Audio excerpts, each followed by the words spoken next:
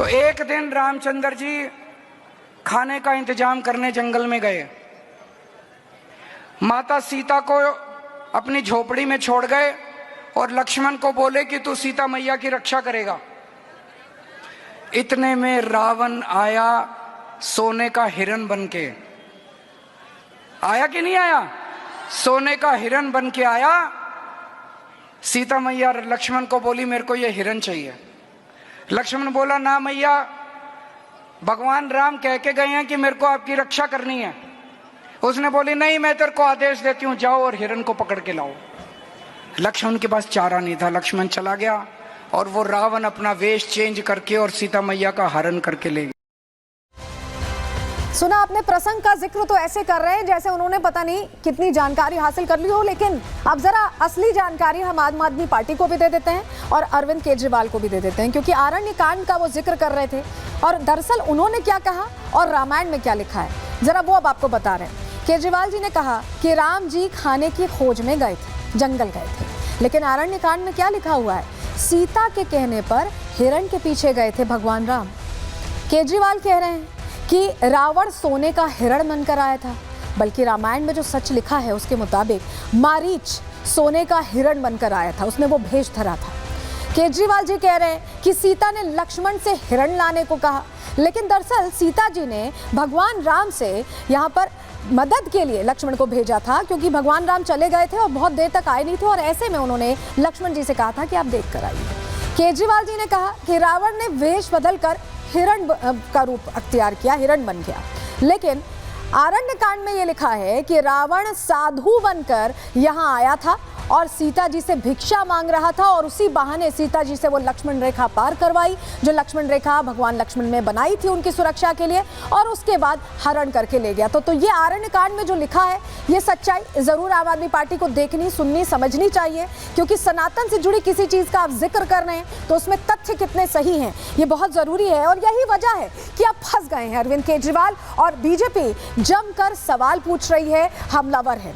BJP कैसे प्रश्न पूछ रही है? अलग अलग नेताओं ने प्रेस कॉन्फ्रेंस की, चलिए जानकारी आपके सामने जल्दी से रख रहे हैं। दरअसल केजरीवाल ने रामायण की गलत व्याख्या की। कैसे गलत व्याख्या की हमने आपको समझा दिया कि रामायण में असल में क्या है वो प्रसंग और उन्होंने क्या बताया। बीजेपी ने अब इस बयान को लेकर आपत्ति उठाई है, क्वेश्चन मार्क खड़े किए हैं। फर्जीवाल का अजब गजब ज्ञान सुनिए, बीजेपी नेता ये कह रहे हैं केजरीवाल ने रामायण का अपमान किया है, अपमान सनातन का अपमान किया है, ये आरोप लगा रहे हैं भारतीय जनता पार्टी के तमाम चेहरे। केजरीवाल ने हिंदू धर्म का अपमान किया है, बीजेपी इसको लेकर हमलावर है, प्रश्न पूछ रही है। बंगले के गोल्ड प्लेटेड सोने से बाहर नहीं आए हैं, दरअसल वो आलिशान मकान जिसमें रहा करते थे सीएम के तौर पर अरविंद केजरीवाल, उसका भी जिक्र भारतीय जनता पार्टी यहाँ कर रही है। और बीजेपी कह रही है कि विश्व स्तरीय शिक्षा मॉडल का ढोल पीटते हैं, क्योंकि अब उन्हें रामायण की जानकारी नहीं है, उन्होंने खुद बता दिया एक सभा में ये कह के। और ऐसे में बीजेपी पूछ रही है कि केजरीवाल को रामायण का ही ज्ञान नहीं है, जहां शिक्षा को लेकर बातें करते हैं उन्हें रामायण का ज्ञान नहीं है, बीजेपी ये कह रही है। तो बीजेपी कुल मिलाकर रामायण पर जो रार छिड़ी हुई है उसमें सवाल पूछ रही है, और सवाल जायज भी है, क्योंकि रामायण का जिक्र करना, उसको लेकर बात करना और बिना जाने बात करना ये घातक हो रहा है केजरीवाल के लिए। सुनिए कैसे बीजेपी प्रश्न पूछ रही है। अरविंद केजरीवाल ने जो रामायण सुनाई है ये तो शायद किसी ने नहीं सुनी होगी। मुझे लगता है कि सोने में ही मन अटका हुआ है, सोने की टॉयलेट सीट, सोना सोना, शीश महल। ये वही लोग हैं जिन्होंने बोला था कि राम मंदिर बनाने के बदले वहां पर कोई हॉस्पिटल, यूनिवर्सिटी बना दो। मनीष सिसोदिया ने बोला था। पता है कि पूरे इंडी अलायंस में ही ये चरित्र है हिंदू अपमान करने का, चाहे वो समाजवादी पार्टी हो, चाहे वो कांग्रेस हो, चाहे वो डीएमके सनातन समाप्त हो या आम आदमी पार्टी। जो उपवास भारतीय जनता पार्टी के लोग कर रहे हैं, इससे ये बात साबित हो गया कि बीजेपी दरअसल रावण की वंशज है। बीजेपी रावण को अपना कुल देवता मानती है, रावण के अपमान पे उपवास कर रहे हैं ये। तो इसलिए अब मैं दिल्ली के लोगों से कहना चाहता हूं, इनसे बच के रहिए। ये राक्षस कुल के लोग हैं, ये आपका भक्षण भी कर सकते हैं, इनसे सावधान रहिए। तो आम आदमी पार्टी के लिए दौर बहुत मुश्किल हो गया, क्योंकि चुनावी माहौल है और इसमें भगवान राम से जुड़े प्रसंग का जिक्र करना और उसमें गलत जिक्र कर देना, तो संजय सिंह कैसे कवर अप कर रहे हैं? आपने सुना, वो कह रहे हैं कि रावण की वंशज है क्योंकि रावण का अपमान हुआ है। भगवान राम से अटेंशन हटाकर वो रावण पर ले जाना चाहते हैं, इस तरह की उनकी कोशिश है। इस पर मनोज तिवारी भी चुटकी ले रहे हैं, कह रहे हैं कि चुनावी हिंदू हैं अरविंद केजरीवाल। सुनिए जरा। रामायण का जिक्र करते हुए अरविंद केजरीवाल ने कहा कि रावण ने जो है वो हिरण का रूप धारण किया था, इसे कैसे देख? जो कभी नहीं रामायण पढ़ा वो भी कथा सुन के बता देगा कि मारीच आया था सोने का मृग बन के और राम जी का संकट जान के सीता जी ने लक्ष्मण को भेजा।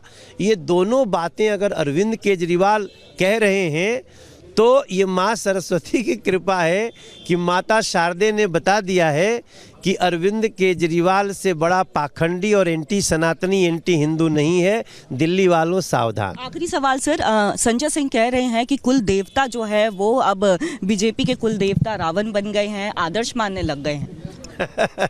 ये जाके मनीष सिसोदिया से बात करें, जाके अरविंद केजरीवाल से बात करें।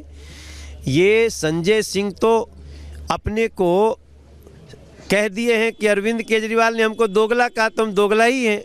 अब ऐसे लोगों को जो कि दोगले सुनने के बाद भी नहीं अपने नेता से बात करते हैं, उनकी सवाल का हम क्या जवाब? आपको याद होगा जब राम मंदिर की प्राण प्रतिष्ठा हो रही थी तो यही अरविंद केजरीवाल थे, इंडी गठबंधन का हिस्सा थे, उन्होंने दूरी बना ली।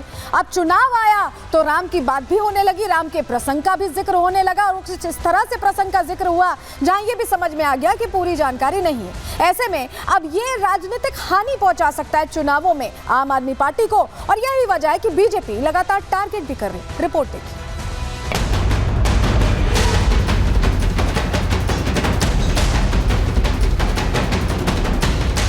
चुनाव की तारीख जैसे जैसे पास आ रही है, मुद्दे, वादे और विवादों का नया नया अध्याय जुड़ता जा रहा है। विवादों के अध्याय में आप संयोजक अरविंद केजरीवाल ने एक नया अध्याय जोड़ दिया है। विवाद भी ऐसा जो सनातनी आस्था को चोट पहुंचाने वाला है। अरविंद केजरीवाल इंडी गठबंधन के उन नेताओं में से एक हैं जो राम मंदिर प्राण प्रतिष्ठा से दूर रहे थे, लेकिन चुनाव आते ही वो मंदिरों के चक्कर भी लगा रहे हैं और रामायण के प्रसंगों के जरिए वोटर्स को लुभाने की कोशिश भी कर रहे हैं। वाल्मीकि रामायण में 7 कांड लिखे गए हैं, जिनमें से एक आरण्य कांड भी है। दिल्ली के पूर्व सीएम इसी आरण्य कांड के एक प्रसंग का जिक्र करने के चक्कर में कांड कर बैठे। सोने का हिरण बन के आया। केजरीवाल ने दावा किया कि रावण सोने का हिरण बनकर आया था। जनसभा में बैठे लोग केजरीवाल के ज्ञान से ऐसे मंत्रमुग्ध हुए कि उन्होंने भी उनकी हाँ में हाँ मिला दी। रावण आया सोने का हिरण बन के आया कि नहीं आया? सोने का हिरण बन के आया। आप संयोजक ने रामायण को लेकर इतनी बड़ी गलती की तो उन्हीं की पूर्व सहयोगी और राज्यसभा सांसद स्वाति मालीवाल ने उनके ज्ञान को दुरुस्त करते हुए उनसे पूछ लिया कि आखिर ये किस रामायण में लिखा है। माता सीता को अरविंद केजरीवाल ने रामायण के प्रसंग में गलती की तो बीजेपी ने इसे राजनीतिक मुद्दा बना लिया। बीजेपी प्रदेश अध्यक्ष वीरेंद्र सचदेवा केजरीवाल की इस टिप्पणी से इतने आहत हुए कि भगवान के मंदिर में क्षमा मांगने पहुंच गए। इतना ही नहीं, सचदेवा ने एक दिन का व्रत भी रखा। सनातन और हिंदू धर्म ये हमारी आस्था का विषय है। आज तो हर हिंदुओं को जो है कम से कम ये प्रार्थना करनी चाहिए कि ऐसे अधर्मी को दिल्ली से उखड़ के बाहर फेंक देना चाहिए। हम तो ये प्रार्थना करने यहाँ पर आए हैं और साथ साथ इस बात को उपवास भी कर रहे हैं ताकि ये जन चेतना पूरे समाज में जाए कि ऐसे अधर्मियों को अब दिल्ली से बाहर करने का समय आ गया है। अरविंद केजरीवाल चुनावी हिंदू हैं, वरना तो सारे 5 साल वो जिस धर्म विशेष की चिंता करते हैं हम सबको मालूम है। और इतना उनको सोने से मोह हो गया कि रावण भी उनको सोने का हिरण दिखने लगा। शीश महल में जिस सोने का उन्होंने आडंबर रचा है, आज तक उस सोने से बाहर नहीं आ रहे। इस बार के चुनाव में अरविंद केजरीवाल का सॉफ्ट हिंदुत्व साफ नजर आ रहा है। पहले उन्होंने पुजारियों के लिए वेतन की घोषणा की तो घोषणा के अगले दिन ही खुद पुजारियों का रजिस्ट्रेशन करने निकल पड़े। ऐसे में बीजेपी अरविंद केजरीवाल को चुनावी हिंदू करार दे रही है। कुछ लोग चुनावी हिंदू होते हैं, एक्सीडेंटल हिंदू होने का काम भी करते हैं और शायद उनको ये भी नहीं पता कि सोने का हिरण बनके रावण नहीं राक्षस मारीच आए। इनकी अपनी भी शिक्षा और ज्ञान अधूरा है और दिल्ली के बच्चों को भी ना पाठशाला दी, मधुशाला दी। श्री राम जन्मभूमि पर प्राण प्रतिष्ठा का कार्यक्रम का घोर विरोध और बायकॉट करने वाले बगुला भगत बने अरविंद केजरीवाल को हार के डर से ही भगवान श्री राम याद तो आए। ये वही अरविंद केजरीवाल हैं जो कहानियां सुनाते थे टीवी पर कि उनकी नानी कहती है कि श्री राम जन्मभूमि पर मंदिर की जगह अस्पताल बनना चाहिए। श्री राम जन्मभूमि का विरोध कर रहे केजरीवाल का असली चेहरा सामने आ चुका है।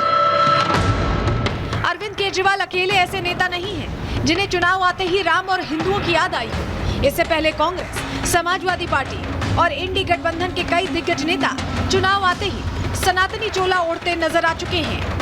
ऐसे में देखना ये होगा कि दिल्ली की जनता इस चुनाव में किसे विजय तिलक लगाती है। Bureau report, Republic Bharat.